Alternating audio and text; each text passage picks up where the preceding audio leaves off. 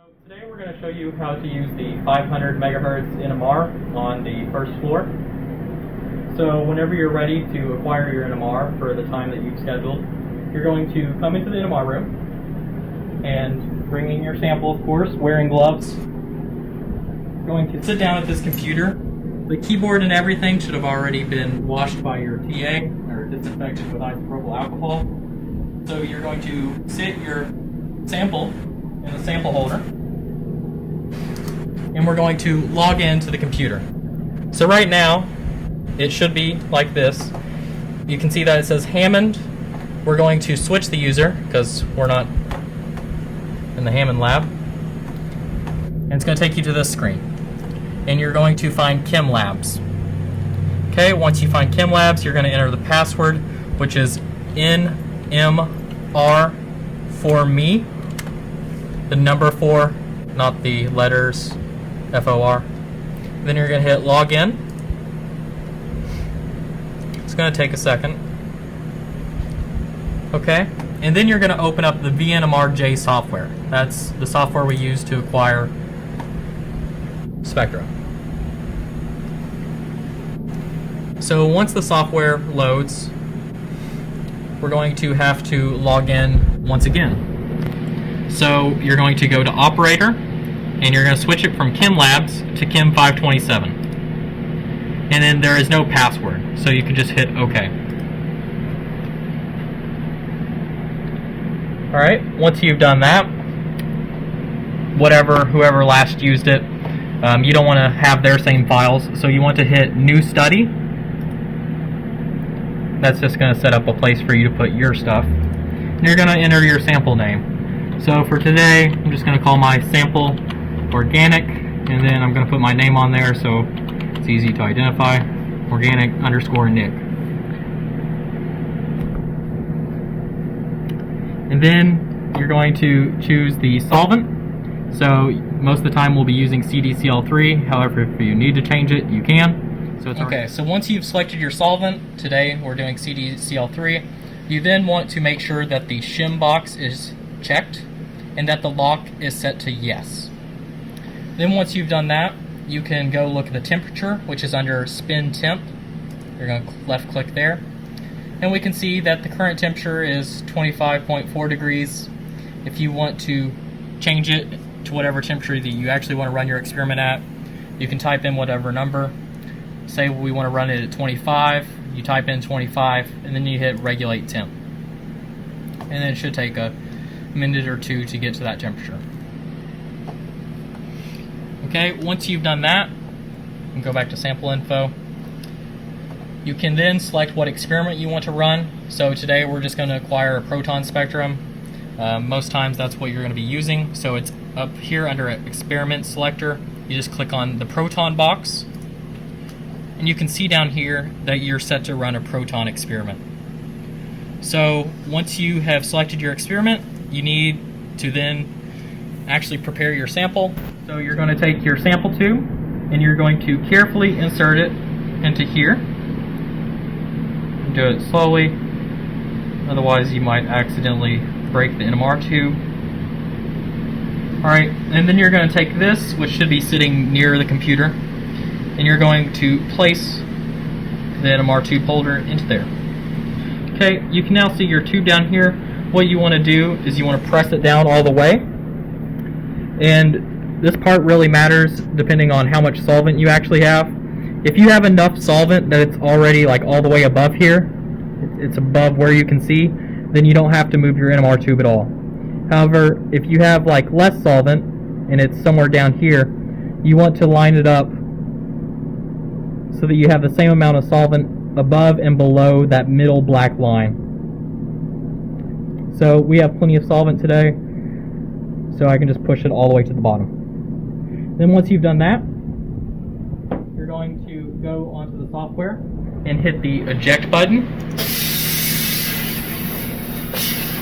And then you're going to take your NMR tube out of there. You want to make sure that you don't have any electronic devices, credit cards, wallets, phone, anything that's metal when you're walking to the NMR machine. going to step up this ladder. You're going to drop your NMR tube up here. And it just floats on air. So then you're going to go back to the machine, software, and you're going to hit insert. And now you should listen. You might not be able to hear it on here. There should be a click once your sample is actually loaded. So we heard the click, so we know it's ready. So now that we have everything set up, you just have to hit the submit button. And then from there, it's going to do quite a few different things. It's going to take a little bit, so you just have to wait. So whenever the NMR machine actually finishes acquiring your spectrum, it's going to say done. And that way you know it's finished. You're going to go down here to the left, and you can see the previous experiments that have been run. And yours should be at the bottom of the list. Hopefully they don't have the same names like these do. But yours should be at the bottom. In this case, it's organic_Nick. So you're going to double click on that. And then you're going to see Proton, which is the experiment we ran. So then you're going to click on that to see your spectrum. It's going to take a second. And now you can see your spectrum. Okay, so first we're just going to make sure it's phased correctly. We're just going to type in APH for auto phase. And you might notice a little change in your spectrum. Shouldn't be too much. So then after you've done the phasing, you're going to then go down here and go to process. You're going to then left click on default. And what we want to do is we want to set, depending on what solvent we have, we want to set the reference ppm. So we were using CDCl3, which you should know has a reference ppm of 7.26.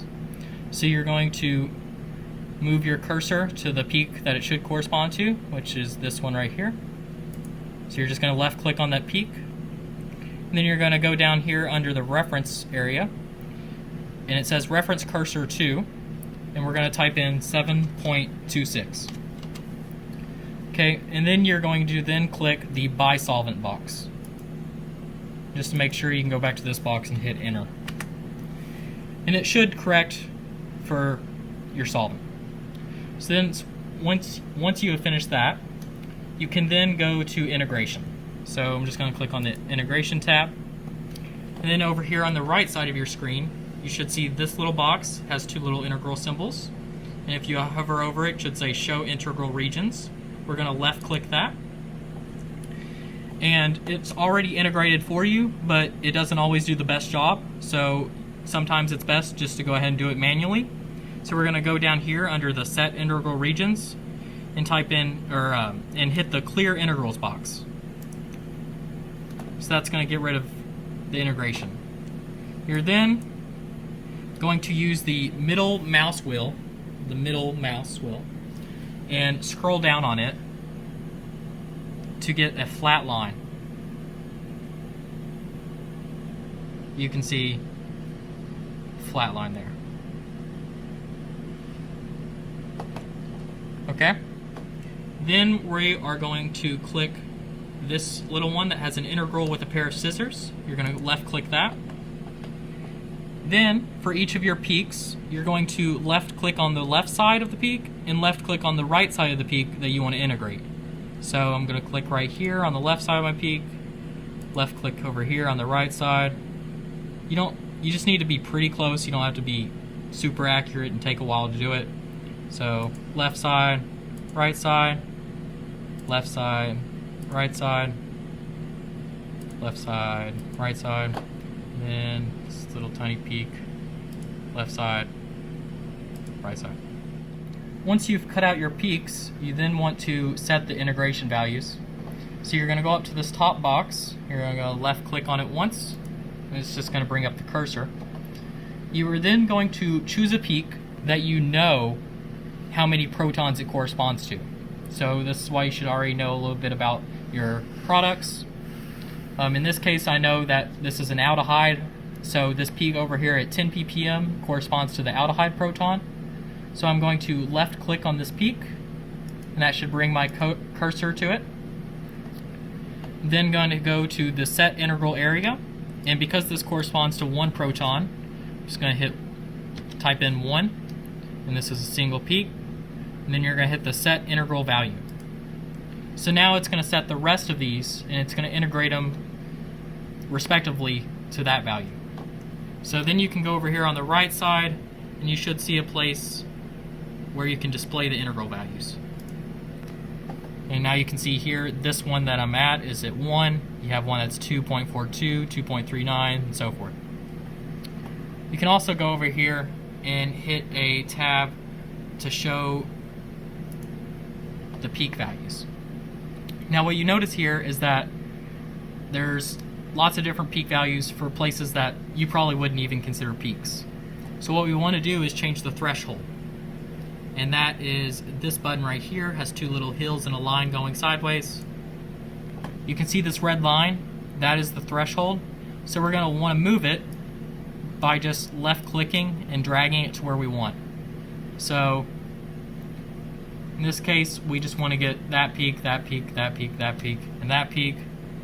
So I'm going to set it just so where it includes those. So you want to have that red line under the highest point of your smallest peak. Alright, so once you've corrected the threshold and whatnot, and you have all your peaks picked, and you have your integration values, you're then going to go over to the plot, and we're going to make sure that the parameters are set to all. You're going to then hit under integral values, check the integral list box, check the peak list box. You're going to then click on the peak labels box. You can either select ppm or hertz. Default is ppm.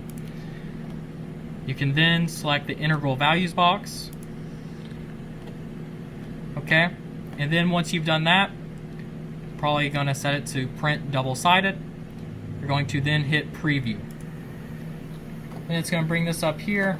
You can just hit cancel on that. Then at the bottom of your screen, you can see this little Adobe reader. You're going to open that up, and that's where your spectrum should be. Alright, so once you've hit the preview button, you're going to then make sure that your spectrum's there. You can see your spectrum on the first page. You have the peak picking and the integration at the bottom. And on the second page, shows you your overall spectrum and a lot of information about how you acquired it, and then a list of your integral values and your peak frequencies.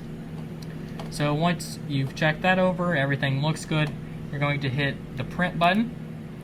And the printer in this room is the HL-L2320D.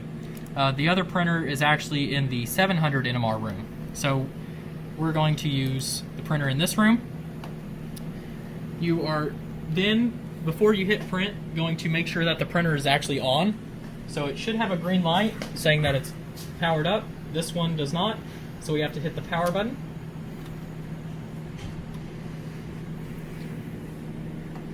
You're then going to hit OK and wait for it to print out. Alright, and now you have your spectrum. So once you've gotten your data and you're ready to finish up, you're going to hit exit on the document. That just closes that out. We're then going to go to start and hit eject. We're then going to walk over to the NMR machine and lift it out.